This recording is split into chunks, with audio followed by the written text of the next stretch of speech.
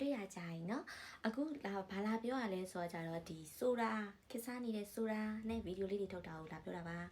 ဆိုတာလေသူရဲ့ algorithm က TikTok နဲ့တူတယ် TikTok ပုံစံမျိုးလေးပဲကိုကဗီဒီယိုတွေဖန်တီးပြီးတင်လို့ရတယ်သူများတင်တဲ့ဗီဒီယိုတွေကြည့်လို့ရတယ်ဖန်တီးပြီးတင်မယ်ဆိုရှင်အောက်ကအပေါင်းလေးကိုနှိပ်ပြီးမှကိုက prompt ရေးလိုက်လို့ရှိရင်ကိုရေးလိုက်တဲ့အတိုင်းဗီဒီယိုလေးတွေထွက်လာတယ်ပေါ့နော်အခုတော့ free သုံးနေလို့ရတယ်အဲ့တော့ဆိုတာ application ကို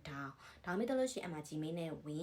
င်ပြီးတော့လည်းမပြီးသေးဘူးကျမတို့ကဒီမှာအဓိကလိုအပ်တာကြတော့ code ဖြစ်နေတယ် free သုံးလို့ရတယ်ဒါပေမဲ့ဘာလို့လဲဆို invitation code လို့နေအဲ့တော့အဲ့ဒီ invitation code ရမှာပဲကျမတို့ဒီထဲကိုဝင်လို့ရမယ်အဲ့တော့ invitation code ကို website ကနေတွားရှာလဲရပါတယ်ဆိုတော့ invitation code ဆိုပြီးမှရိုက်လိုက်လို့ရှိရင်အဲ့ဒီမှာ link နေတဲ့ရှောက်ဝင်ကြည့်တဲ့ရှာလို့လဲရတယ်လို့နောက်တစ်ခါကျတော့ကျမ